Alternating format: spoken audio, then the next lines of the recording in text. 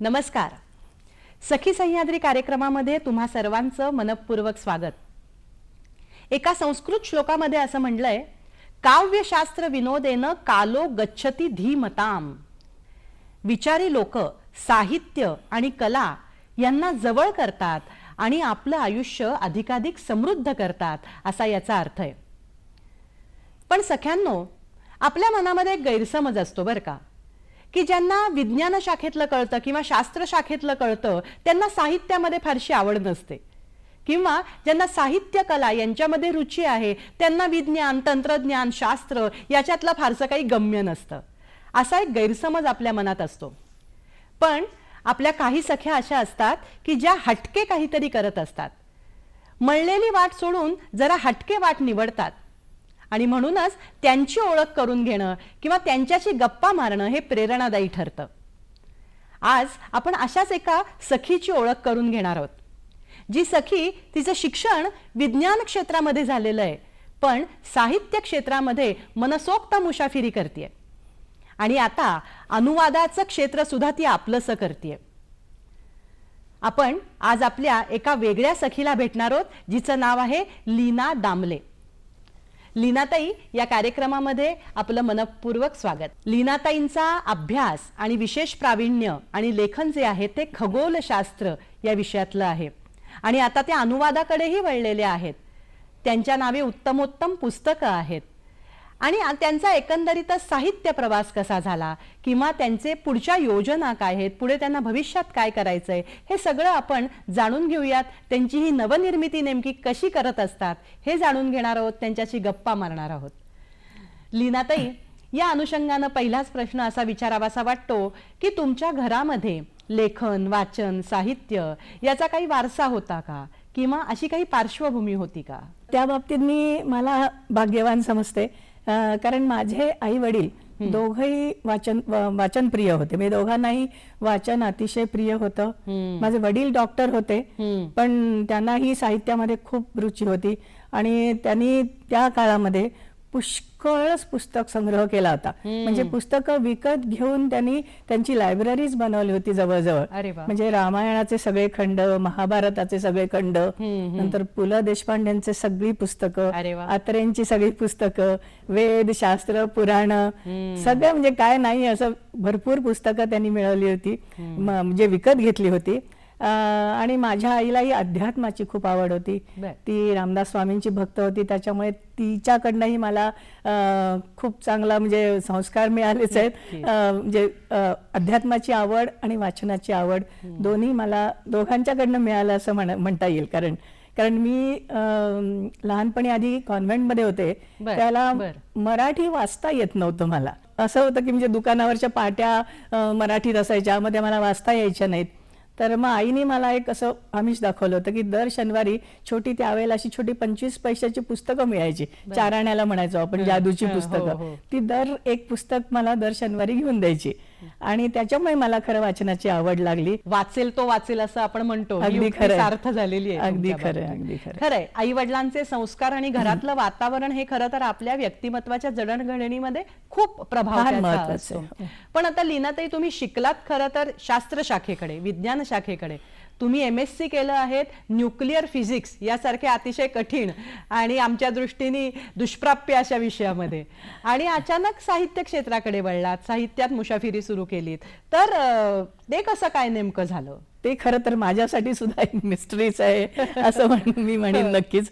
पण काही अनुभव किंवा खरं तर काही असे दुःखद अनुभव वगैरे असे असतात तुम्हाला, की काहीतरी तुम्हाला त्रास असतो, तर अशा ह्याच्यातनं चांगली साहित्य निर्मिती होते असं खूप जणांचा अनुभव आहे. तर आपल्या काही वैयक्तिक दुःखातनं, काही आसपासच्या ह्याच्यातनं तुम्हाला एखादी कण मिळतो, काहीतरी एखादा पॉइंट मिळून जातो आणि त्यातनं तुमची ती निर्मिती होते. तर अशीच मी एक स्वानुभवावर म्हणू शकेन अशी एक कथा लिहिली आणि त्यावेळेला माहेर सारख्या मासिकामध्ये ती ऍक्सेप्ट झाली, म्हणून मला खूप आनंद झाला होता. आणि तिथपासून मग मला वाटायला लागलं की आपल्याला काहीतरी लिहिता येत आहे आणि मग तिथून पुढे लिहायला सुरुवात केली. वा वा. थोडस परत मागे जाऊयात. MSc करत होतात, खगोलशास्त्र हा अचानक आवडीचा विषय बनायला लागला, म्हणजे विज्ञानामधलं शिक्षण, न्यूक्लिअर फिजिक्स मधलं शिक्षण आणि खगोलशास्त्राची एकदम आवड. तर ही आवड नेमकी कशी निर्माण झाली आणि मग आपण त्याचा अभ्यास करावा असं का बरं वाटायला लागलं? त्यावेळेला MSc करत असताना खरं सांगायचं तर एक मैत्रीण लायब्ररीमध्ये त्यावेळेला बसलेली होती आणि ती खगोलशास्त्राची पुस्तकं बघत होती. त्यावेळेला लायब्ररीमध्ये अशी ती मोठी मोठी पुस्तकं असायची ज्याच्यामध्ये मोठे इलॅबोरेट अशी चित्र असतात खगोल, म्हणजे शनीची मोठी मॅजेस्टिक कडी, नंतर गुरुचे चंद्र, आणि तसेही खगोलशास्त्रामध्ये खूप छान छान पिक्चर्स असतात, चित्र असतातच. तर ते बघून खरं तर मला असं वाटलं की छान आहे, आपण बघूया तर खरं, वाचूया म्हणून. आणि त्या काळामध्ये नशिबाने पोल्युशन कमी असल्यामुळे, लाईट पोल्युशन कमी असल्यामुळे आकाश खूप सुंदर दिसायचं. आणि मग ते मी बघत गेले आणि ती आवड जी काय निर्माण झाली ती मलाही कळली नाही की कधी ते माझी पॅशन बनली. म्हणजे जरी आपण या क्षेत्राची आवड असेल, काही असेल, तरी ना कुठल्याही क्षेत्रात आपण काम करायचं ठरवतो त्यावेळेला आपल्याला त्या क्षेत्रात एखादा आदर्श असतो, एखादा गुरु वाटतो आपल्याला, की या माणसाकडे बघून मला त्या क्षेत्राविषयीचं आकर्षण निर्माण झालं बरं का, किंवा मला त्या क्षेत्रात जावंसं वाटलं बरं का, असं आपण म्हणतो. तर असं काही खगोलशास्त्राच्या बाबतीत घडलं का?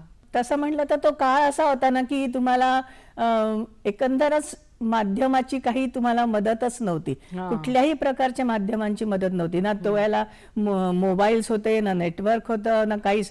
जो काय तुम्हाला अभ्यास करता येत होता किंवा जी काय माहिती तुम्हाला जगाची मिळत होती किंवा जगात काय घडताय मिळत होती, ती फक्त पुस्तकांवरनं मिळत होती. त्यामुळे मी तर म्हणेन की ग्रंथ हेच माझे गुरु होते त्यावेळेला. आणि एस्पेशली नाव जर घ्यायचं झालं तर गोरा परांजपे, म्हणजे मी तर ॲस्ट्रॉनॉमी लव्हर्सचे परात्पर गुरुच म्हणते. कारण त्यांचं जे हा तारा कोणता हे जे पुस्तक आहे ते अगदी अमॅच्युअर ॲस्ट्रॉनॉमर्सना, बिगिनर्सना अतिशय उपयोगी आहे. परत सांगाल नाव त्याचं? हा तारा कोणता, असंच नाव आहे पुस्तकाचं, गोरा परांजपे. तर ते पुस्तक माझ्याकडे त्या वेळेपासून होतं आणि त्या पुस्तकावरनं मला जो काय अभ्यास करता आलाय त्याला काही तोड नाहीये. तुम्ही म्हणलात तसं की आजच्या काळासारखी माध्यमं नव्हती, पटपट माहिती उपलब्धता ही परिस्थितीच नव्हती, साधनांची कमतरता असेल, उपकरणांची कमतरता असेल. पण आम्ही असं ऐकलत लीना की तुमचा धडपड्या स्वभाव आहे आणि तुम्ही त्या काळामध्ये खगोलशास्त्राची आवड म्हणून स्वतः एक टेलिस्कोप तयार केला. तर काय होतं ते नेमकं आणि असं का बरं करावं असं वाटलं तुम्हाला? अर्थात खगोलशास्त्राचा अभ्यास करायचं म्हणलं की कुठल्याही अमॅच्युअर ॲस्ट्रॉनॉमरला असं वाटतं की आपल्याकडे टेलिस्कोप पाहिजे. बरोबर. आणि त्या काळामध्ये तर खरं इतकं अवघड होतं ना की कुठल्याच शैक्षणिक संस्थांमध्ये सुद्धा टेलिस्कोप्स नव्हते. आता तरी तुम्ही बघाल की बऱ्याच ठिकाणी टेलिस्कोप्स असतात, पुण्यासारख्या ठिकाणी किंवा मुंबईला तर आहेच, म्हणजे नेहरू सेंटर आहे तिथे टेलिस्कोप्स आहेत, पुण्याला आयुकामध्ये तुम्ही जर जाऊ शकला तर तिथे टेलिस्कोप्स आहेत. आणि आता बरेचसे असे ॲस्ट्रॉनॉमीचे क्लब्स असतात, त्यांचे टेलिस्कोप्स असतात, टेलिस्कोप बनवण्याचे वर्कशॉप्स असतात. हा, तर म्हणजे आमचाच एक ग्रुप होता आकाश मित्र म्हणून, तर त्यांच्यामधलीच मुलं बरीचशी आता टेलिस्कोप वर्कशॉप्स घेतात बनवण्याची. तर हे आमच्या याला काहीही उपलब्ध नव्हतं. हा साधारण किती वर्षापूर्वीच्या काळाबद्दल बोलतो? 80s मध्ये. म्हणजे तरी बिगिनिंग 40 वर्ष. हो, 40 वर्षापूर्वी. 40 वर्षापूर्वीची गोष्ट आहे ही. कारण त्यावेळेला मी कॉलेजमध्ये होते म्हणजे, आणि टेलिस्कोप म्हणजे मिळणं तर शक्य नव्हतं. पण मला एक कळलं होतं, पत्ता कळला होता की दिल्लीला अमुक एका ठिकाणी किट मिळतं टेलिस्कोप बनवण्याचं. आणि त्या किटमध्ये फक्त आरसा, म्हणजे तो जो रिफ्लेक्टिंग टेलिस्कोप जे आम्ही म्हणतो, तर त्याचा आरसा आणि आयपीस एवढंच त्यांनी प्रोव्हाइड केलेलं होतं. आणि ते वापरून आम्ही टेलिस्कोप बनवायचा होता. मग मी अर्थातच ते किट मागवलं आणि मग PVC पाईप घेऊन त्याला आतनं काळा रंग लावून त्या दुकानात बसून पाहिजे तशा अरेंजमेंट्स करून घेतल्या. पण इतकं करून मला स्टँड त्यावेळेला काही छान मिळाला नाही, तो खूप नंतर मिळाला आणि अजूनही तो टेलिस्कोप आहे माझ्याकडे. अरे वा, आणि तुमच्या पहिल्या प्रयोगाची ती आठवण आहे. आणि 4 इंचाचा तो मिरर होता, क्वाईट ओके, म्हणजे अमॅच्युअर साठी पुष्कळ छान आहे, म्हणजे तो अजूनही चांगला आहे. म्हणजे वा, तुमचा हा जो खगोलशास्त्रातला प्रवेश आहे आणि त्यातले जे हळूहळू प्रयोग आहेत ते आपण पुढेही जाणून घेऊयात. प्रेक्षक हो, तत्पूर्वी घेऊयात क्षणभराची विश्रांती.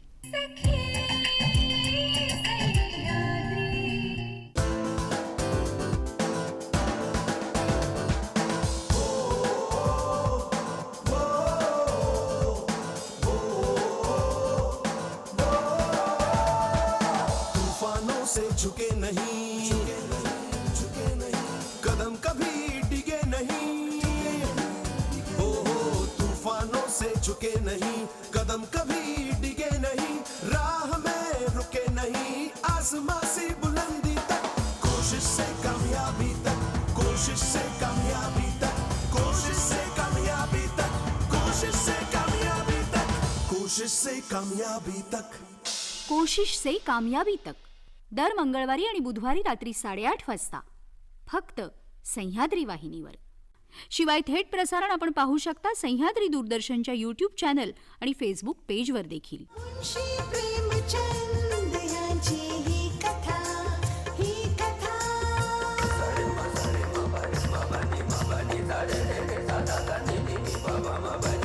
मुंशी प्रेमचंद यांची ही कथा, ही कथा. मुंशी प्रेमचंद यांची ही कथा, ही कथा. पाहायला विसरू नका यूट्यूबच्या दूरदर्शन सह्याद्री या लिंकवर. मी जेव्हा तुला प्रपोज केलं तेव्हा माझ्या मॉम डॅडला विचारून केलं नव्हतं. पण लग्न करायची वेळ येईल तेव्हा त्यांना विचारशीलच ना. या वकिलाचा वीक पॉइंट तुला ढूंढायची गरज नाही, मला माहित आहे. बोल, काय बोलतो? कोणता बॉस? पैसा. नागेश म्हात्रे बद्दल तू पप्पांना काहीही सांगणार नाहीस असा तू मला शब्द दिला होतास ना. मग का सांगितलंस पप्पांना? वाघिणीला जाळ्यात अडकवायची का डायरेक्ट गोळी घालायची ते.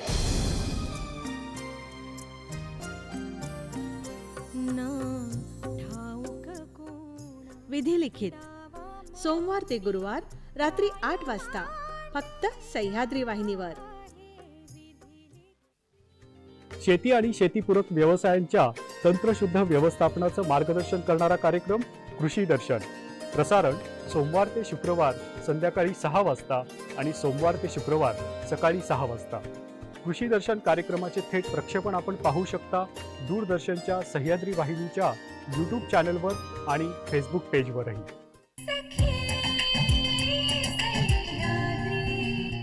नमस्कार. सखी सह्याद्री कार्यक्रमामध्ये पुन्हा एकदा आपणा सर्वांचं मनपूर्वक स्वागत. लीनाताई, तुम्ही आम्हाला सांगितलं की तुम्ही स्वतः टेलिस्कोप बनवला ज्या वेळेला या क्षेत्रात तुम्ही येण्याची धडपड करत होतात. आता आम्हाला पुढे जायचंय. आता तुम्ही या क्षेत्रात आलात, अभ्यास करत होतात त्याचा. बऱ्याच वेळेला असं होतं की आपण अभ्यास करत असतो पण हा अभ्यास लोकांच्या समोर आणता येत नाही, पण तुम्हाला ती संधी मिळाली. छोट्यांसाठी सोपं लिहिणं हे खरं तर खूप अवघड आहे असं म्हणतात, कारण मोठ्यांसाठी अवघड लिहिणं हे सोपं आहे. तर छोट्यांसाठी सोपं लिहिण्याची तुम्हाला संधी मिळाली आणि ती सुद्धा सुट्टीच्या पानामध्ये, आभाळ माया या सदराच्या अंतर्गत. तर तो तुमचा अनुभव कसा होता आणि एकदम लेखनाच्या क्षेत्रामध्ये येताना कसं वाटलं? आभाळ माया सदर जेव्हा सुरू झालं त्याच्या आधी मी अर्थात कथा वगैरे लिहिलेल्या होत्या, त्यामुळे थोडीशी लेखनामध्ये मी सुरुवात केलेली होती. आणि असंच एकदा सकाळचे त्यावेळेचे जे संपादक होते अनंत दीक्षित, तर त्यांच्याशी बोलताना असंच ते एकदा म्हणाले की तुम्ही लहान मुलांसाठी खगोलशास्त्रावर लिहाल का? तर मी म्हटलं ठीक आहे, मी प्रयत्न करते. आणि मग मी त्यांना 2 भाग लिहून दिले. आणि त्यावेळेला माझ्या डोक्यात आलं की आपण संवाद स्वरूपामध्ये हे सगळं लिहावं. कारण तुम्हाला स्वतःलाही अनुभव असेल की असं मोठेच्या मोठे पॅरेग्राफ जर असले तर ते वाचायला आपल्याला कंटाळा येतो, पण असे संवाद स्वरूपात जर तुम्ही काही लिहिलं तर ते मुलांना काय मोठ्यांना सुद्धा आवडतं. असे म्हणजे क्रिस्प वाटतं ते एकदम. त्यामुळे मग मी एक मावशी आणि तिची भाची या दोघी एकमेकींशी बोलतायत आणि मावशी तिला आकाश कसं बघायचं हे समजावून सांगतेय.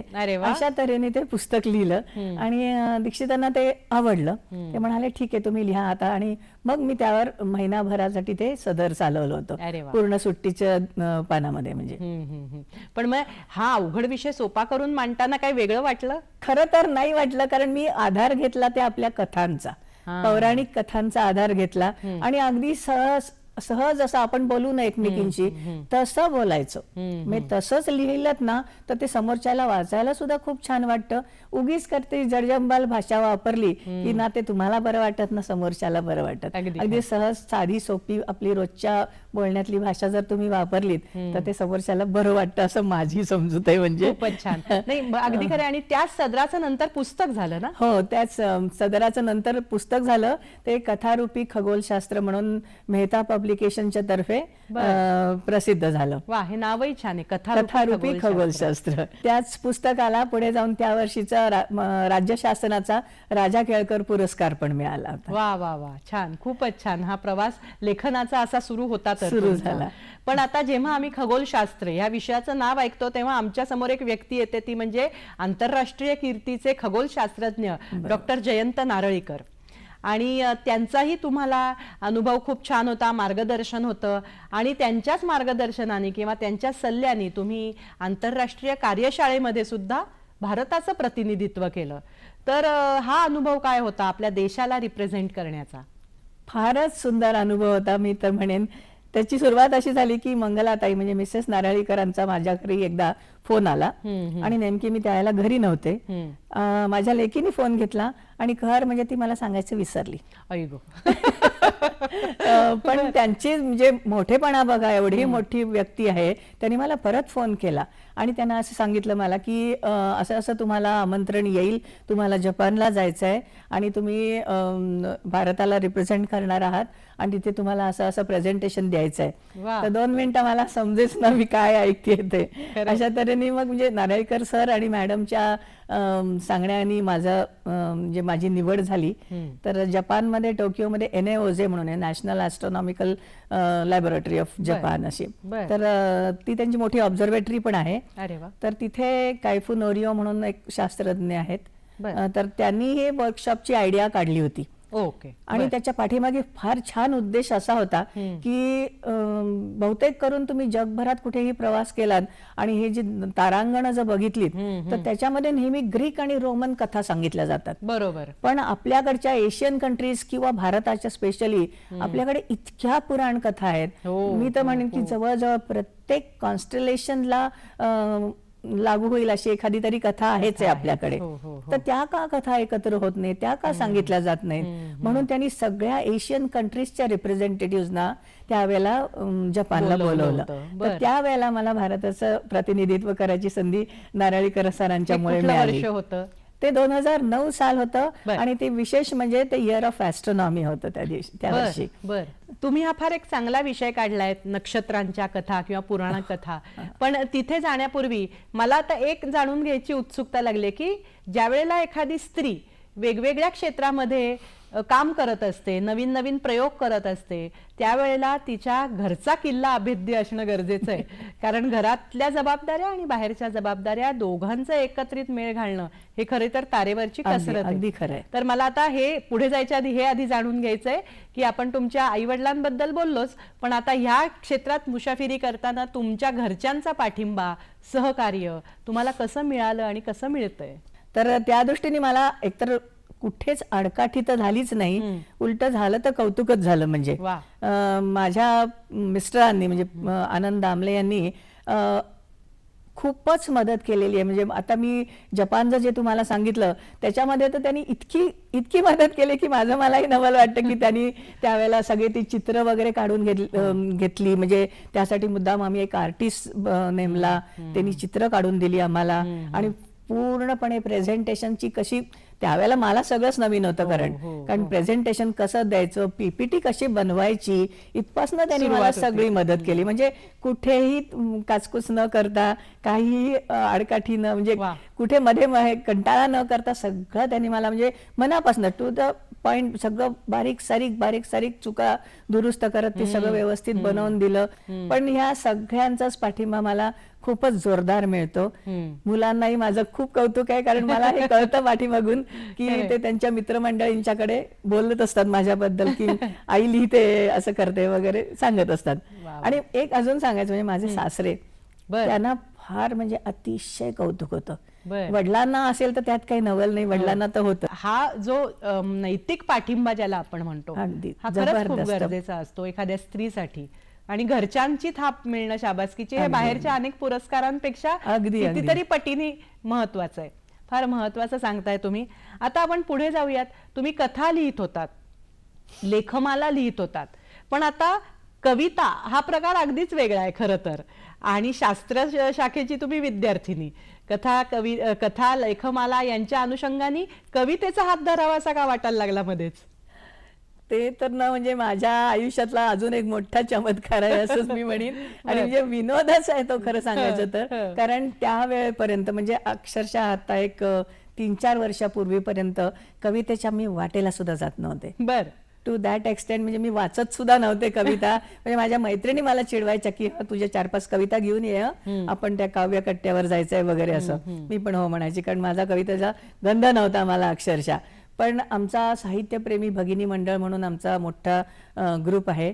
आता त्याला सुद्धा भरपूर 50 वर्ष होऊन गेलेली आहेत. सगळ्या म्हणजे मोठ्या मोठ्या लेखिकांनी तो सुरू केलेला आहे. तर त्याच्यामध्ये आमचा व्हॉट्सअप ग्रुप आहे आता.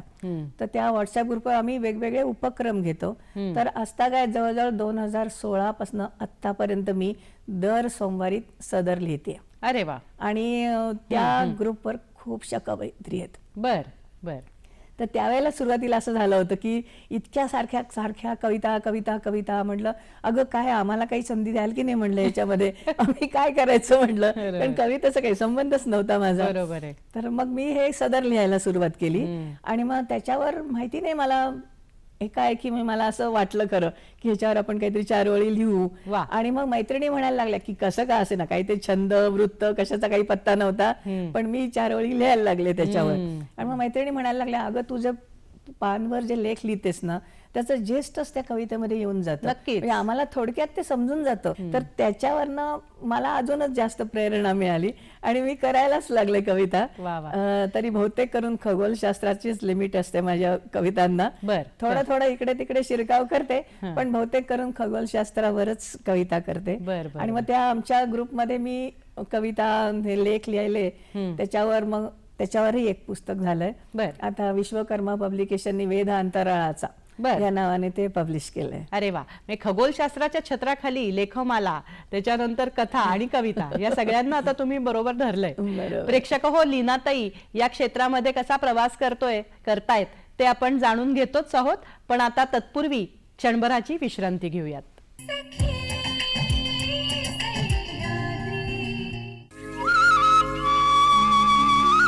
शेत बघा माझं कसं खुशीनं डुलत, कारभारणीच जणू काळीज झुलत. आपल्या मातीतल्या आपल्या माणसांसाठी, आमची माती आमची माणसं. शेतकरी बांधवांसाठी कार्यक्रम आमची माती आमची माणसं. सोमवार, मंगळवार, बुधवार आणि शुक्रवार सायंकाळी 6:30 वाजता फक्त सह्याद्री वाहिनीवर.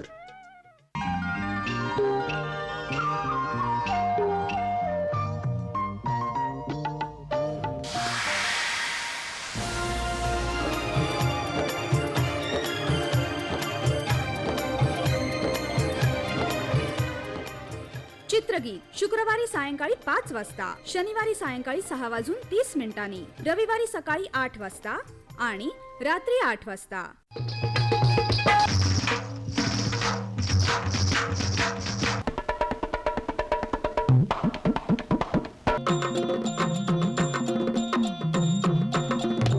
गीत रांगोळी दर गुरुवार सायंकाळी 5:30 शनिवार सकाळी 11:30 आणि रविवार सायंकाळी 6:30. मैत्रिणींनो, सखी सह्याद्री कार्यक्रमामध्ये पुन्हा एकदा तुम्हा सर्वांचं मनपूर्वक स्वागत. आपण चर्चा करतोय लीना दामले या आपल्या साहित्यिक मैत्रिणीशी. लीनाताई, तुम्ही सांगत होतात आता वेध अंतराळाचा या तुमच्या पुस्तकाविषयी. तर हे पुस्तक म्हणजे नेमकं काय आहे हे आम्हाला सांगा ना.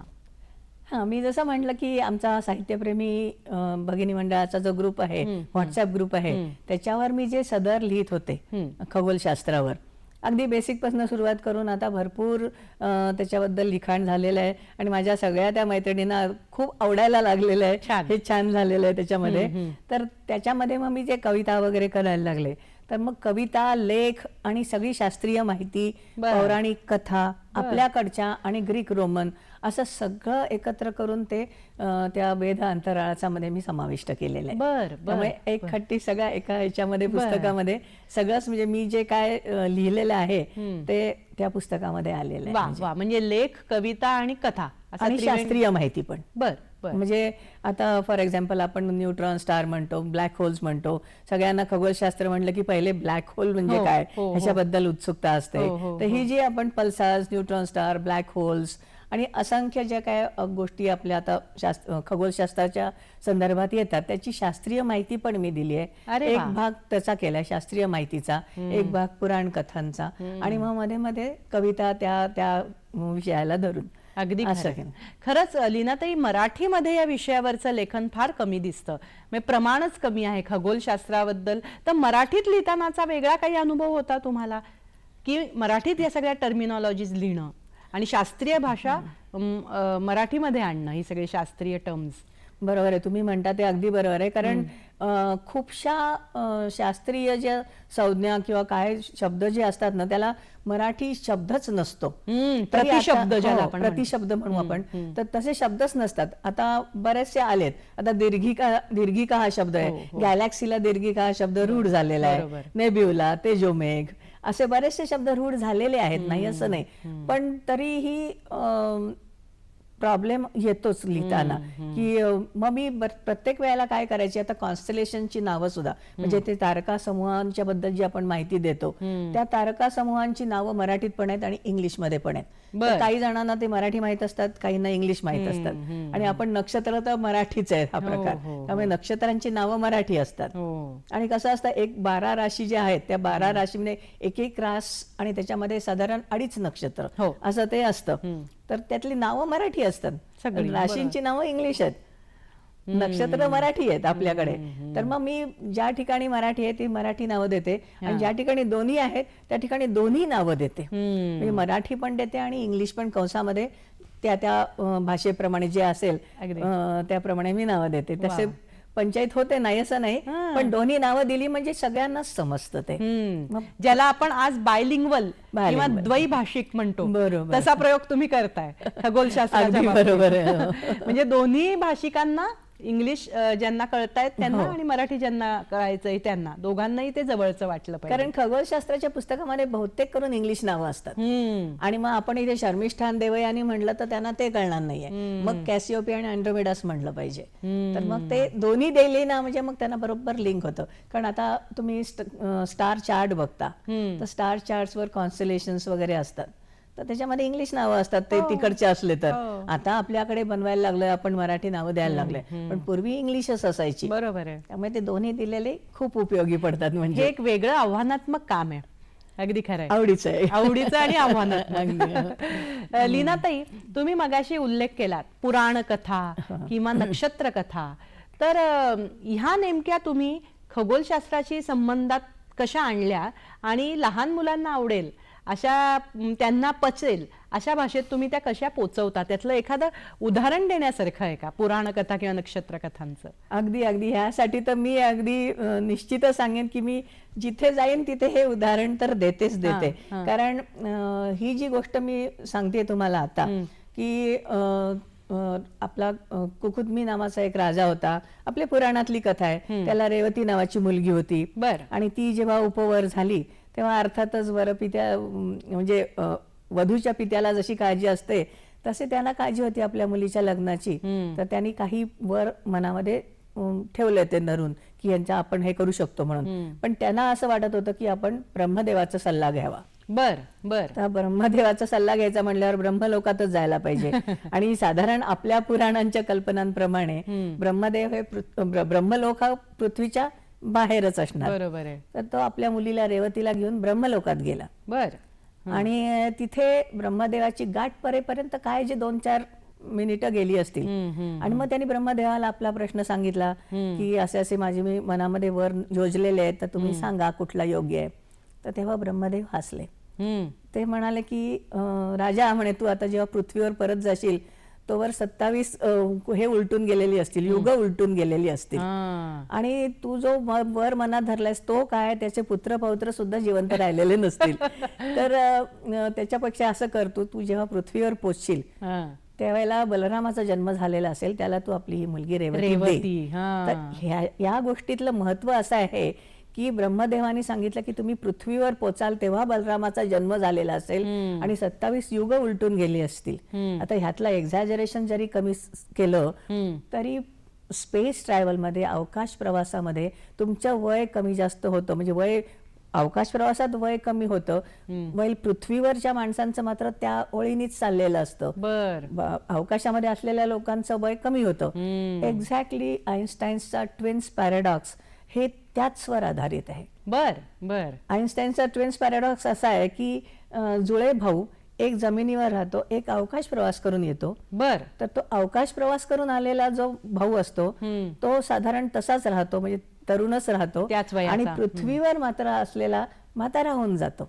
ओहो बर ही कल्पना आता आईन्स्टाईन सारख्या मोठ्या शास्त्रज्ञांनी मांडलेली आहे. तीच कल्पना आपल्या पुराणामध्ये इतक्या प्राचीन काळी होती.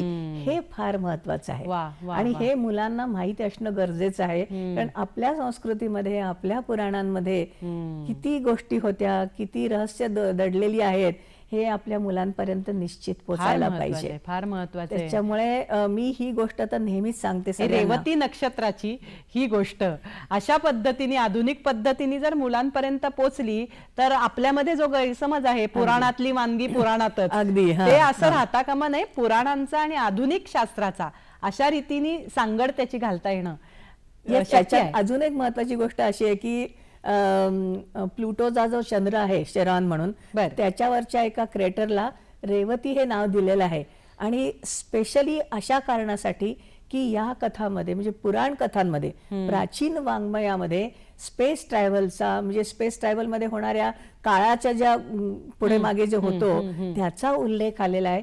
म्हणून रेवतीचं नाव त्या क्रेटरला दिलेलं आहे. वा, वा. हे आपल्या भारतीयांसाठी खरंच खूप अभिमानाची गोष्ट आहे. अतिशय. म्हणून मुलांना ही गोष्ट मी पहिली सांगते, अगदी नेहमी स्पेस सांगते. ट्रॅव्हलिंग हा एक नवीन प्रकार मुलांना त्या निमित्ताने कळेल. Yes. आणि तो आमच्या प्राचीन साहित्यात होता. अगदी, अगदी. तुम्ही हे सांगितलं संस्कृतची अभ्यासिका म्हणून मलाही अतिशय अभिमान वाटला या गोष्टीचा. छानच. पुढे वळूयात थोडस. आणखी तुमचा प्रवास जो पुढे चालू आहे तो नंतर म्हणजे स्वतःचं स्वतंत्र लेखन तर तुम्ही करत होताच, पण त्यानंतर अनुवाद या एका नवीन क्षेत्राकडे तुम्ही वळलात आणि इंग्रजीचं मराठीमध्ये अनुवाद, उत्तमोत्तम जी काही पुस्तकं असतील, पण ते असं नाही की ललित लेख आहेत, नॉवेल्स आहेत किंवा कादंबऱ्या आहेत, बाकी ललित साहित्य आहे असं नाही. विज्ञान साहित्य आहे आणि विज्ञानाचं भाषांतर मराठीमध्ये करणं अशा पुस्तकांचं हे परत एकदा नवीन आव्हान होतं. तर हे नेमकं कसं घडलं, ही संधी कधी मिळाली? त्याचं असं झालं की मी मेहतांचीच लेखिका होते. कारण माझे 2 पुस्तकं तोवर मेहतांच्याकडे प्रसिद्ध झालेली होती. त्यामुळे त्यांना माहित होतं की मी विज्ञानाच्या क्षेत्रातच लिखाण करते म्हणून. तर मिचिओ काकू हे जे प्रसिद्ध शास्त्रज्ञ आहेत, डिस्कव्हरी चॅनलवर आपण त्यांना बघतो बरेच वेळेला, तर त्यांनी लिहिलेलं फिजिक्स ऑफ द इम्पॉसिबल हे पुस्तक खरोखरच खूप डिफिकल्ट आहे, म्हणजे खरंच अवघड होतं. आणि ते त्यांना ट्रान्सलेशन त्यांनी राईट्स घेतलेले होते. बर. तर त्यांनी आधी कोणाला तरी ते दिलं पण होतं पुस्तक करायला. बर. ते त्यांच्याच्यानी झालं नाही आणि मला म्हणाले ते की तुम्ही कराल का? म्हटलं बापरे, मला तर खूप अवघड वाटतंय, तरी मी प्रयत्न करते म्हटलं. मग मी एक भाग लिहूनही दाखवला त्यांना. येस, गो अहेड म्हणाले. वा. आणि त्याच्यानंतर मी ते पूर्ण पुस्तक केलं, पण बापरे खूप अवघड गेलं, खूपच अवघड होतं, निश्चित त्याचं अवघड नावही होतं. अगदी हटके आहे, अशक्य भौतिकी. हो, फिजिक्स ऑफ द इम्पॉसिबल ह्याचं मग मी अशक्य भौतिकी असं नामकरण केलं. सुंदर सुंदर. एकंदरीतच अनुवाद या क्षेत्राकडे तुम्ही वळालात, त्याचा तुमचा प्रवास कसा होता हे आपण जाणून घेणारच सुरू झाला. आहोत. मैत्रिणींनो, तत्पूर्वी घेऊयात क्षणभराची विश्रांती. जाई काजळ प्रस्तुत मैत्र हे शब्द सुरांचे, मैत्र हे ताल सुरांचे. सूर जाहला ईश्वर, शब्द झाले मायवा. सदना सदना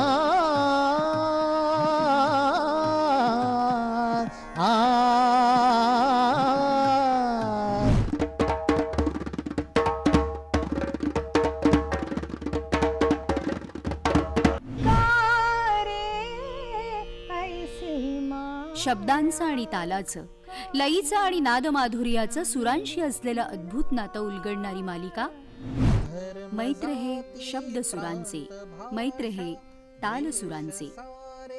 पाहायला विसरू नका. दर शनिवारी दूरदर्शनच्या सह्याद्री वाहिनीवर रात्री 8:30 वाजता. पुनःप्रसारण रविवारी सकाळी 10 आणि सायंकाळी 5 वाजता. मैत्र हे शब्दसुरांचे, मैत्र हे तालसुरांचे. दूरदर्शनच्या सह्याद्री वाहिनीवर प्रस्तुत करता जाई काजळ. परंपरा 70 वर्षांची. शब्दांच्या वाटेवरती चल अक्षर अक्षर चालू, वाक्यांच्या अर्थामधले धडधडते अंतर खोलू.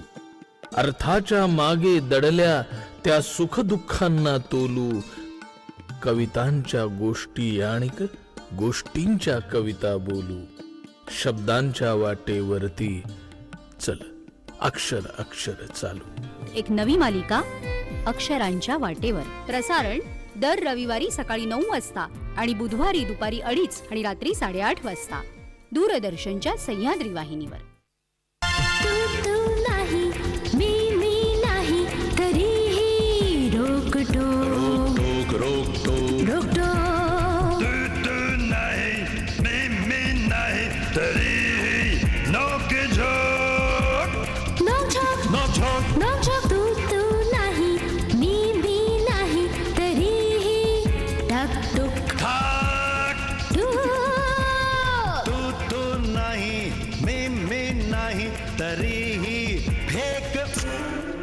तुझं माझा जमेना रविवारी सकाळी 7:45 फक्त सह्याद्री वाहिनीवर.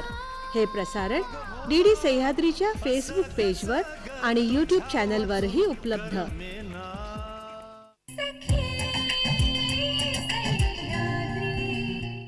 सखी सह्याद्री कार्यक्रमामध्ये पुन्हा एकदा आपणा सर्वांचं मनपूर्वक स्वागत. आपण चर्चा करतोय, गप्पा मारतोय लीना दामले या आपल्या सखीशी. लीनाताई, तुम्ही अनुवादाच्या क्षेत्रामध्ये तुमचा प्रवास कसा सुरू झाला याबद्दल सांगितलं. आता आम्हाला सांगा, अनुवाद हे खरं तर क्षेत्र खूप आव्हानात्मक आहे आणि दोन्ही भाषा पाहिजेत यायला. तर नेमकं अनुवादाच्या क्षेत्रामध्ये काम सुरू करताना तुम्हाला कोणकोणत्या आव्हानांना तोंड द्यावं लागतं?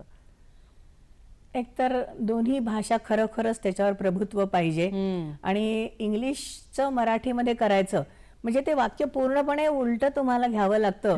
हे मला सुरुवातीला त्यावेळेला लक्षात आलं. हे अर्थात अनुवाद करणाऱ्यांना खूप आधीपासून माहितीच असेल, पण मला जेव्हा मी सुरुवात केली तेव्हा मला हे खूप अवघड वाटायला लागलं होतं की हे इतकं सगळं करायचं म्हणजे खूप अवघड जात होतं. जे पुस्तक मी नंतर केलं की तंजावूर माधवराव म्हणून जे होते, दिवाण सर तंजावूर माधवराव, त्या पुस्तकामध्ये मला हा प्रॉब्लेम फार आला. कारण त्यामध्ये लेखिकेनी ते पूर्वीच्या काळची जी ब्रिटिश गॅझेटियर्स होती त्यातली वाक्याच्या वाक्य किंवा बरेचसे असे उतारे उद्धृत केलेले आहेत आणि ते तुम्हाला माहिती आहे त्याच्यात ते पूर्वीचं इंग्लिश एकतर आणि एक वाक्य म्हणजे एक अख्खा पूर्ण पॅरेग्राफ एवढं मोठं ते वाक्य असतं. मग ते तुम्ही भाषांतर करताना तुमची तारांबळ उडते, अक्षरशः तारांबळ उडते. म्हणजे आपण सुरुवात कशापासून केली आहे, कुठे पोचलोय हेच लक्षात येत नव्हतं सुरुवातीला.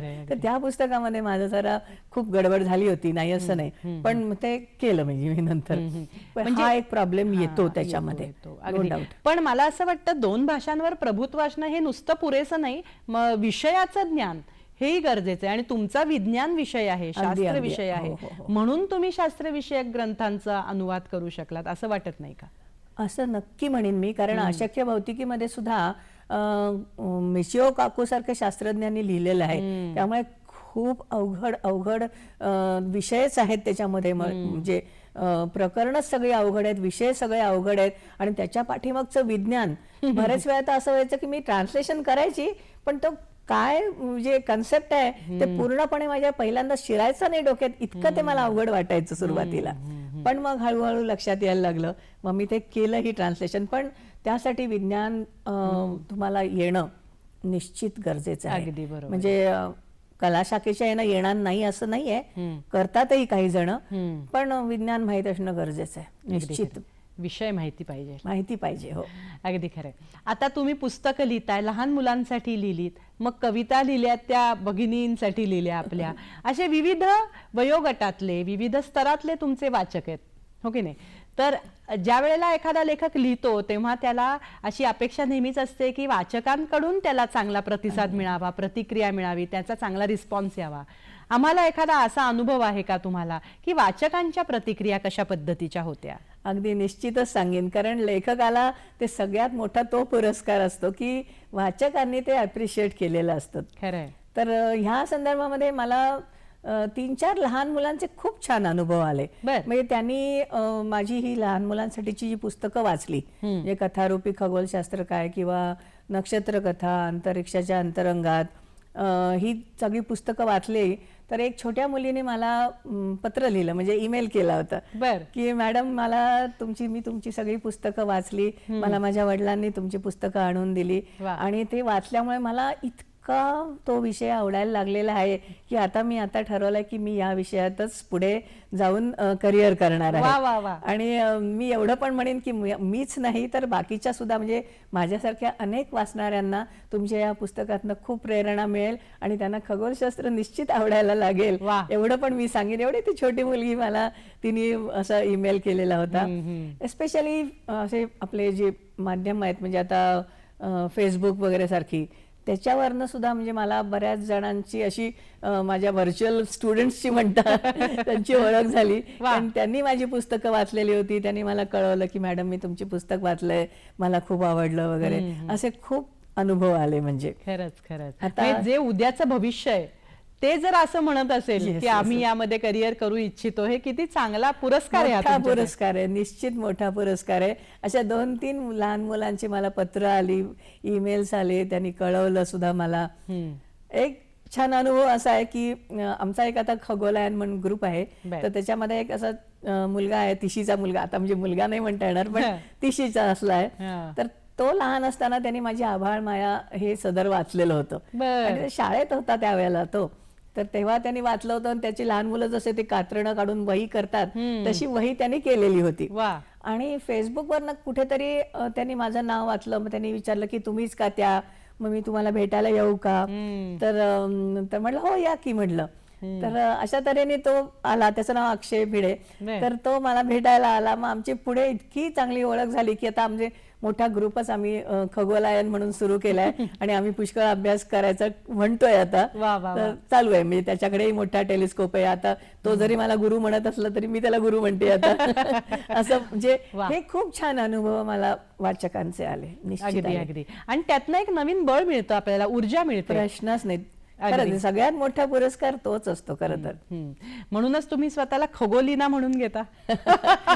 मला हे नाव गोष्ट आहे. म्हणजे सांगा ना. माझी एक या साहित्यप्रेमी भगिनी मंडळामध्ये एक उत्कृष्ट कवयित्री मैत्रीण आहे, आश्लेषा महाजन म्हणून. तर तिने हे सगळे, ती माझे लेख वाचायचीच आणि त्याच्यावर प्रतिक्रियाही असायच्या, तिच्या विनोदी टिप्पण्या असायच्या. तर एक दिवस सहज तिने खगोल आणि लीना असं एकत्र करून काहीतरी तिच्या डोक्यात आलं आणि खगोलीना हा शब्द तिने कॉइन केला आणि मला कळवलं, बघ म्हणाले कसं वाटतंय म्हणे. अरे म्हणलं हे तर मस्त वाटतंय म्हणलं. आणि मग कवितेच्या खाली मीच खगोलीना लिहायला लागले आणि ते मला आता इतकी सवय झाली की मलाही छान वाटतंय आता. ते नाव झालं आता, तेच नाव झालंय. बऱ्याच जणी मला खगोलीनाच म्हणतात आता. ते मलाही छान वाटतं, बरं वाटतं. आता हे सगळं लेखन करत असताना, हे कार्य चालू असतानाच तुम्हाला एक छान संधी मिळाली, ती म्हणजे गोमंतक महिला साहित्य संमेलनाची उद्घाटक होण्याची. तर हा खरंच मान होता एक चांगला, आणि साहित्य क्षेत्रात मुसाफिरी करणाऱ्यांना असा मान मिळणं हे खरंच भाग्याची गोष्ट आहे. तर हा अनुभव कसा होता तुमचा? हे लेख सगळे माझी एक मैत्रीण वाचत होती आणि तिने माझं नाव तिकडे सजेस्ट केलेलं होतं. त्याप्रमाणे मग तिने माझ्याशी कॉन्टॅक्ट केलेला होता. मला म्हणाली तुम्ही तिथे प्रेझेंटेशन द्याल का, तर म्हणलं देईन की म्हटलं. आणि मग नंतर त्यांच्याकडचे जे वृत्तपत्रांमध्ये वगैरे, मग त्याची एक गंमतच झाली. वृत्तपत्रांमध्ये त्यांच्या सगळ्या बातम्या यायला लागल्या की अमुक अमुक आता साहित्य संमेलन होणार आहे, अमुक एक अध्यक्ष आहेत, अमुक उद्घाटक आहे, त्याच्यामध्ये माझं नाव आलं. तोपर्यंत मला खबरच नव्हती की मी ते उद्घाटन करणार आहे म्हणून. आणि मग मी तिला म्हटलं अगं ते चुकून बातमी आली बरं का अशी. नाही नाही नाही तुम्हालाच उद्घाटन करायचंय म्हणे. असं ते फारच मजेदार प्रकार झाला. पण उद्घाटक म्हणून मी गेले तिथे, तर मला फारच म्हणजे अतिशय चांगला अनुभव होता. आणि त्या सगळ्यांचं ऑर्गनायझेशन खूप सुंदर आहे. गोव्यात इतक्या धडपड करणाऱ्या बायका आहेत, इतक्या मराठीसाठी काम करतायत, हे पाहून फार बरं वाटलं अगदी. आणि मी तिथे मग 1 तासाचं पूर्ण प्रेझेंटेशन दिलं, पूर्ण खगोलशास्त्रावर. पण मेनली पुराण कथा, कविता 2-4 आणि थोडीशी शास्त्रीय माहिती. हे मराठीतून हे सगळं मराठीतनं. वा वा वा. निश्चित.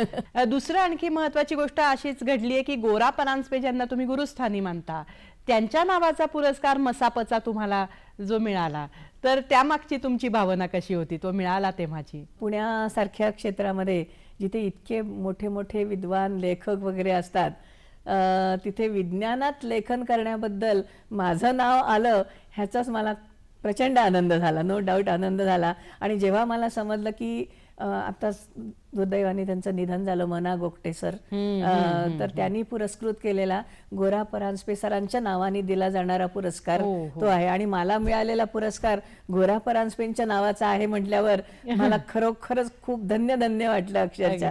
कारण अगदी लहानपणापासून जेव्हापासून मी ॲस्ट्रॉनॉमीचा अभ्यास सुरू केलाय तेव्हापासून मी फक्त गोरा परांजपेंचंच पुस्तक वाचतेय. नंतर वाचली पुस्तकं, पण सुरुवात त्यांच्यापासून झाली होती. त्यामुळे मला खरंच खूपच आनंद झाला की त्यांच्या नावाचा पुरस्कार मला मिळालाय. मला एक पुढचा प्रश्न असा विचारावासा वाटतो की अनुवाद या क्षेत्रामध्ये तुम्ही होताच, तुम्ही इंग्रजीतनं मराठीत अनुवाद चांगले चांगले ग्रंथ करत होतात, आता तुमच्या पुस्तकाचाही अनुवाद होतोय, तर ही नेमकी काय स्थिती आहे आणि ही संधी कशी काय आली आहे? ही संधी सुद्धा मी तर म्हणेन म्हणजे गोव्याच्या त्या संमेलनामुळेच आली.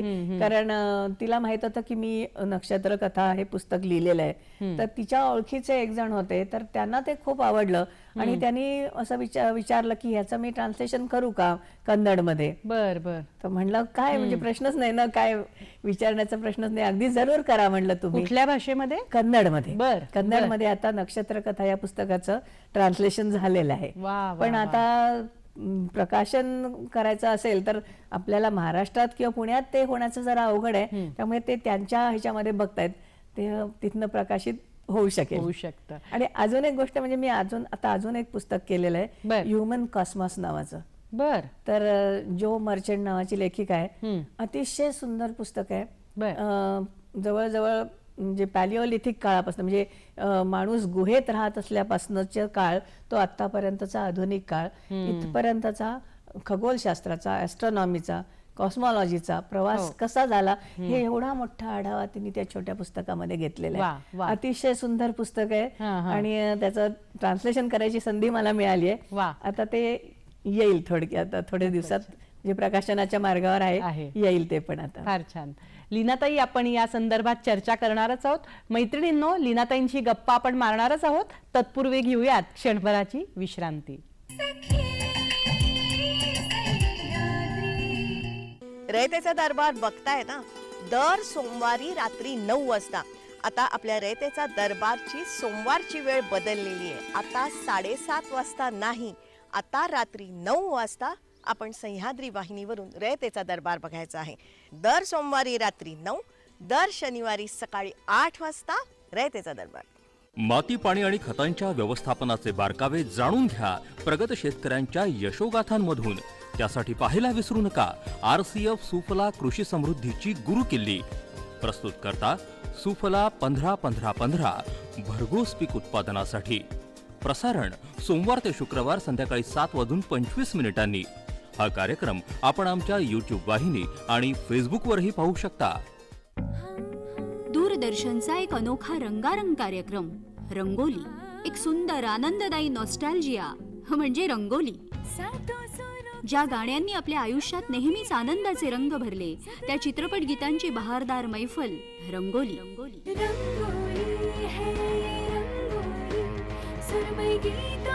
पाहायला विसरू नका सह्याद्री वाहिनीवर रविवारी दुपारी 12 वाजता, गुरुवारी रात्री 8:30 वाजता आणि शुक्रवारी पहाटे 1:30 वाजता आणि दुपारी 3:30 वाजता. रंगोली.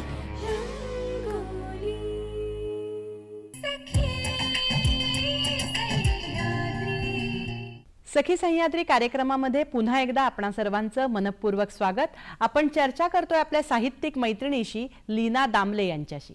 आता खगोलशास्त्रीय तुम्ही जे विविध ॲक्टिव्हिटीज करता किंवा तुमचा ग्रुप आहे आणि त्यातनं नवीन लोकांना सुद्धा मार्गदर्शन करता, पण काय झालं, गेली 2 वर्ष हा कोरोनाचा एक काळा काळ येऊन गेला असं म्हणायला हरकत नाही. त्यामध्ये तुमच्या या ॲक्टिव्हिटीजवर काही प्रभाव पडला का त्याचा, हा एक प्रश्न. आणि दुसरा प्रश्न असा की त्यावेळेला प्रदूषण कमी होतं. तुम्ही जसं मगाशी म्हणलं लाईट पोल्युशन तर कमी होतंच आणि इतरही धुराचं ह्याचं त्याचं प्रदूषण, हवेचं प्रदूषण कमी होतं. तर त्यामुळे त्याचा फायदाही तुम्हाला कदाचित त्या निरीक्षणांमध्ये झाला असेल. तर हे दोन्ही अनुभव सांगा ना. चालेल. पहिल्या प्रश्नाला आधी उत्तर देते. हे मुळात आम्ही ना खरं तर आकाश दर्शनाचे खूप ऍक्टिव्हिटीज घेतो. आधी आमचा एक आकाश मित्र म्हणून एक ग्रुपही होता. दर आठवड्याला आमच्या मीटिंग्स व्हायच्या. आमच्याच मेंबर्स पैकी कोणीतरी व्याख्यानं द्यायची. वेगवेगळ्या कार्ल सॅगनसारख्या ज्या जे सिरीज आहेत ते आम्ही बघायचो. खूप म्हणजे आमचा अभ्यास त्या मनाने चालू राहायचा. आणि मग आम्ही वेगवेगळे इव्हेंट्स अरेंज करायचो. म्हणजे आता कधी ग्रहण असतात, कधी ऑकल्टेशन्स असतात, कधी ट्रान्झिट्स असतात. हे अशी वेगवेगळी जी खगोलशास्त्रातली इव्हेंट्स असतात ते मग आम्ही लोकांना बघण्यासाठी म्हणून वेगवेगळे टेलिस्कोप वेगवेगळ्या ठिकाणी लावून ते अरेंज करायचो. ते सगळं या कोरोना काळात तर बंदच झालं होतं. आणि मुख्य म्हणजे आकाश दर्शनाचे कार्यक्रम तुम्ही बरेच वेळेला वाचता की आता मिटिऑर शॉवर आहे, म्हणजे उल्का वर्षाव, तर ते बघायला म्हणून जायचं. तर मग बहुतेक वेळेला पुण्यामध्ये वगैरे तर काहीच दिसत नाही तुम्हाला. ह्यासाठी आम्हाला बाहेरच जावं लागतं. म्हणजे जिथे मी म्हणते तसं लाईट पोल्युशन अगदी शून्य असायला पाहिजे खरं तर, पण अशा जागा फार कमी मिळतात. पण त्यासाठी आम्ही मग जे आकाश दर्शनासाठी म्हणून प्रोग्राम जे करायचो ते तिथे आम्ही जात होतो. तेही त्याच्यावरही खूप बंधनं आली. बाहेरच मुळात आधी पडणं मुश्किल होतं.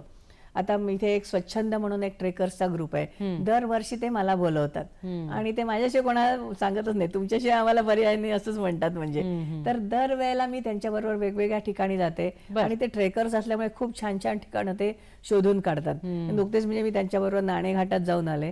खूप छान आकाश बघायला मिळालं त्यावेळेला. आधी पाऊस बिऊस होता नाही असं नाही, पण नंतर एकदा गेल्यानंतर खूप सुंदर आकाश तिथे बघायला मिळतं. तर हा सगळा प्रकार कोरोनामध्ये सगळाच बंद झालेला होता. आणि तुम्ही जे म्हणताय की कोरोना काळामध्ये पोल्युशन कमी झालं होतं, ही गोष्ट अगदी खरी आहे. पण त्याचा आपल्याकडे डायरेक्ट जरी फायदा झालेला नसला तरी जसं पंजाबमध्ये त्या लोकांनी म्हटलं होतं की तिथून त्यांना कधी नव्हे ते हिमशिखरं दिसायला लागलेली होती, बरंचसं पोल्युशन कमी झालं होतं. नाही असं नाही, त्यांनी फरक निश्चित पडला होता. पण आपल्याकडे मेनली पोल्युशन म्हणजे लाईट पोल्युशन. तुम्ही जंगलात जे जाऊन आकाश बघितलात ना तर तुम्ही म्हणजे विश्वासच बसणार नाही की हेच ते आकाश आहे का. इतकी तारे तुम्हाला दिसतात. तेच आपल्याला पुण्यामध्ये काहीही दिसत नाही. लीनाताई, तुम्ही इंडियन इंटरनॅशनल सायन्स फेस्ट मध्ये सुद्धा सहभागी झाला होतात, तर ते कशासाठी होतं? आता नुकतंच गोव्यामध्ये तो इव्हेंट झाला डिसेंबर महिन्यामध्ये. तर माझा असा त्याच्यामध्ये सहभाग होता की आपल्या परत तेच प्राचीन वाङ्मय आणि विज्ञानाचा संबंध. तर आपण नेहमी आपल्या पुराणात एक गोष्ट सांगितली जाते, चंद्र आणि रोहिणीची प्रेमकथा. ते तुम्हाला बहुतेक करून सगळ्यांनाच माहिती असते की चंद्र हा फक्त रोहिणी बरोबरच राहतो, तिच्यावरच त्याचं प्रेम आहे. वास्तविक त्या रोहिणीच्या ज्या 27 बहिणी म्हणजे 27 नक्षत्र, तर या 27 बहिणींशी त्याचं लग्न झालेलं असतं. पण हा मात्र फक्त रोहिणीवर प्रेम करतो. ही जी काय गोष्ट आहे ती आपल्या पूर्वजांनी इतक्या चातुर्याने गुंफलेली आहे की मला त्यांच्या त्या हुशारीचं, चातुर्याचं आणि निरीक्षणाचं या सगळ्याच गोष्टींचं प्रचंड कौतुक वाटतं. कारण ह्याला कारणच असं आहे की जेव्हा आपण ऑकल्टेशन हा प्रकार म्हणतो तर तो एखादा जे चंद्र किंवा एखादा तारा आणि ग्रह, तारा आणि उपग्रह हे जवळ आले की सपोज एखादा ऑकल्टेशन असेल तर चंद्राच्या पाठीमागून तो तारा असा जाताना दिसतो, इकडनं प्रवेश होतो, इकडनं बाहेर पडतो असा, तर त्याला ऑकल्टेशन म्हणतात. तर ते ऑकल्टेशन ह्याचं चंद्र आणि रोहिणीचं हे जास्तीत जास्त प्रमाणात होत असतं. त्याला कारण असं आहे की चंद्राचा जो मार्ग आहे तो दोन्ही बाजूला ते 5 डिग्रीच्या अंतरामध्ये जे तारे येतात, म्हणजे सगळे नक्षत्र जे गोल जो आहे तर त्यातले सगळे नक्षत्र चंद्राच्या इतक्या जवळ येत नाहीत. फक्त रोहिणी नक्षत्र, फक्त रोहिणी सगळ्यात जास्त जवळ येते आणि ती सगळ्यात ब्राईट असते, त्यामुळे ती दिसते पण आपल्याला. तशी 4-5 तारे येतात, नाही असं नाही, ते ब्राईटही आहेत, पण ते इतक्या जवळ येत नाहीत आणि त्या इक्लिप्टिकच्या तेवढ्या अंतरामध्ये येत नाहीत. म्हणून ते चंद्र आणि रोहिणी हे सारखे जवळ येतात ते, म्हणून ते एकमेकांवर जास्त प्रेम करतात. म्हणजे चंद्र फक्त रोहिणीवर प्रेम करतो, बाकीच्यांच्याकडे जात नाही, हे जे सांगितलं जातं ह्याच्या पाठीमागे किती जबरदस्त शास्त्र आहे, किती बारीक निरीक्षण आहे, ह्या गोष्टीचं मला फार कौतुक वाटलं. वैज्ञानिक सत्य एका छान अशा प्रेमकथेच्या मध्ये गुंफून आपल्या समोर ठेवल्याने किती वेगळाच त्याला प्रभाव झाला. अतिशय छान प्रभावही पडतो, ते लक्षात राहतं. मुख्य म्हणजे 27 नक्षत्र तरी काय आहे, तेवढा तो प्रवास त्याचा होतो चंद्राचा, तेवढ्या दिवसांमध्ये तेवढे ते तो कव्हर करतो अंतर. हे सगळंच आपल्या ज्या पूर्वजांनी रचलंय, गुंफलंय ना, त्याचं प्रचंड कौतुक वाटतं. आणि ते प्रेझेंटेशन खरं तर तिथे मला करायचं होतं. आणि मग मी तिथली ती कथा आणि मग त्याच्या पाठीमागचं शास्त्रीय रहस्य काय आहे आणि ते आपल्या प्राचीन लोकांनी कसं जाणलेलं होतं त्याच्यावरून, आणि म्हणजे अक्षरशः तैत्तिरीय संहितेमध्ये सुद्धा ह्याचा उल्लेख येतो या म्हणजे कथेचा. जुन्या नव्याचा सांगड घालून ते लोकांपर्यंत पोहोचवणं याचं तुम्ही काम महत्वाचं करताय असं म्हणायला हरकत नाही. लीनाताई, कार्यक्रमाच्या सांगतेकडे आपण वळतोय. आपल्या बऱ्याच मैत्रिणी वेगवेगळ्या क्षेत्रांमध्ये येऊ इच्छित असतात. तुम्ही हे वेगळं क्षेत्रही निवडलंय. तर आता या कार्यक्रमाच्या शेवटाकडे जाताना आपल्या मैत्रिणींसाठी ज्या अनुवादाच्या क्षेत्रात येऊ इच्छितात, लेखनाच्या क्षेत्रात येऊ, त्यांना आपण काय संदेश देऊ इच्छिता? इतर लेखनाच्या बाबतीमध्ये शास्त्रामध्ये मात्र खूप लेखन व्हायला हवंय. आता मी खगोलशास्त्रामध्ये लेखन करते, तर अशी कितीतरी शास्त्र आहेत ज्याच्यामध्ये तुम्ही कथा वेगवेगळ्यांचा एक आधार घेऊन मुलांच्या पर्यंत ते पोहोचवण्याचं काम निश्चित करू शकता. आता फॉर एक्झाम्पल एक पुरातत्वशास्त्र आहे, तर माझी एक मैत्रीणच आहे ते, तर ती त्या संदर्भात तिचा खूप अभ्यास आहे, ती म्हणजे तिचं नोकरीचाही तो विषय आहे. तर अशा ह्याच्यामध्ये सुद्धा ना खूप लिखाण मुलांसाठी, मोठ्यांसाठी आणि छोट्या छोट्या संदर्भामध्ये छोट्या छोट्या कथा स्वरूपात असं जर आलं ना तर खूप आवडणार. नवीन काळाची नवीन, हो अगदी. म्हणजे मला स्वतःलाही तसे ते वाचायला आवडेल. त्याच्यावरून मी म्हणेन की ह्या वेगवेगळ्या शास्त्र शाखेमध्ये वेगवेगळ्या तऱ्हेने असं छोट्या छोट्या कथांचा आधार घेऊन लेखन जरूर व्हावं. वा वा. उद्धरेद आत्मनात्मानम असं म्हटलं जातं. आपणच आपल्या वेगळ्या वाटा शोधल्या पाहिजेत असं मला वाटतं. जशी वेगळी वाट लीनाताईंनी शोधली आणि विज्ञान आणि साहित्याची एक सुरेख सांगड घालून ती आपल्यासमोर आणली. जसं त्या म्हणाल्या की हे सगळं पुराणातलं किंवा हे सगळं जे प्राचीन साहित्य आहे ते वेगळ्या पद्धतीने तरुण मुलांसमोर यायला पाहिजे. अशामध्ये आपल्यालाही काही करता येईल का? विचार करा. लीनाताई, तुम्ही खरंच आज इथे आलात आणि तुमचा जीवन प्रवास तर उलगडलाच, पण काय नवीन संधी याच्यामध्ये करण्यासारखी आहे हेही आम्हाला सांगितलं. त्याबद्दल दूरदर्शनच्या वतीनं मी आपले मनपूर्वक आभार मानते. धन्यवाद. धन्यवाद.